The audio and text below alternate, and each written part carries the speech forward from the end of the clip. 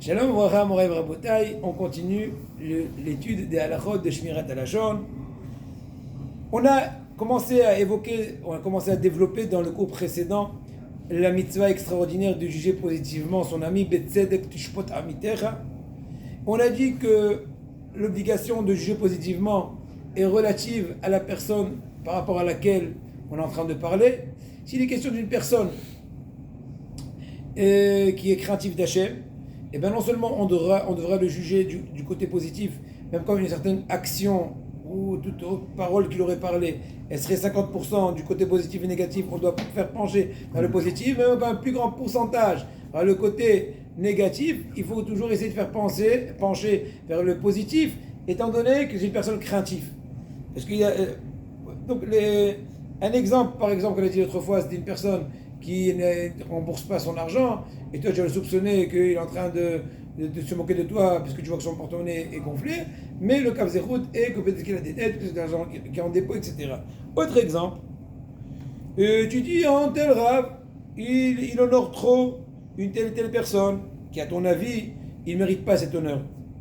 Eh bien, c'est possible que ce rave-là, il a vu en cette personne-là, que toi tu ne sais pas, une certaine vertu qui ne sont pas connues aux autres. C'est pour ça qu'il est en train de le mettre en évidence. On voit ça plusieurs fois, on peut voir plusieurs fois. Tu vois, tu es en train d'attendre ton tour chez un rave et tu vois qu'il donne de l'importance à certains. Pour moi, c'est deux balles. Il faut 2 balles. Il dit non, mais je sais pas le rave qu'il a vu sur lui. Et c'est parce qu'il essaie de le rapprocher, de le renforcer, etc. Et Hadjam ne pas traduire ça de façon négative. Ah, il a l'intérêt de trouver un bon donateur. C'est des vrais donateurs, ils sont habillés comme des falards. Il a l'impression d'être un paysan, mais bon, il y a de l'argent. Et donc le Rav Hadj Shalom, il est en train de dire chez Mishmon, tire comme ça. Et donc si tu racontes ça autour, non seulement tu fais du Lachonara, tu respectes pas un Damitara, mais en plus tu as annulé la mitzvah de Betzedek Shpot Amitecha. Maintenant, deuxième degré, une personne qui est de façon moyenne, surveillante, observante les mitzvot de la Torah. Donc ceux qui observent les mitzvot de façon moyenne, qui sont en général, ils font attention de ne pas transgresser les fautes de la Torah, mais des fois, oui, ils trébuchent malheureusement.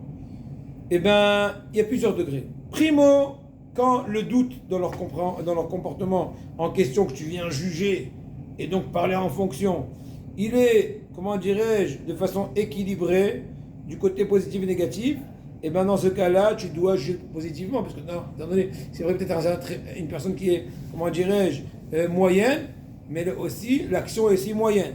Par contre, si les choses sont plus penchantes vers le côté négatif, plus que du côté positif, c'est mieux, c'est bien de faire pencher, même dans ce cas-là, dans le doute, vers le côté positif, bien que selon la stricte loi, tu aurais le droit de pencher vers le côté négatif, puisque là c'est plus penchant. Et c'est une personne qui est moyenne, mais quand même c'est bien aussi de s'habituer à faire pencher du côté positif. On continuera un peu les détails de la chose dans le cours prochain.